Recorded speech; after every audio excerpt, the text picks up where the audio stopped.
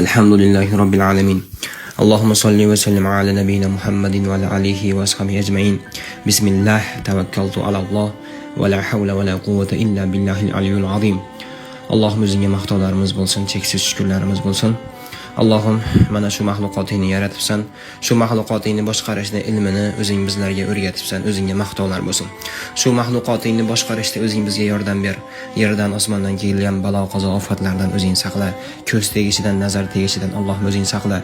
Shayton va jinlarning yomonligidan saqla, odamlarning yomonligidan o'zing saqla. Mana shu ishimizni eson omon, sihat salomat, puxtalik bilan to'la to'kis ado qilishlikni nasib et.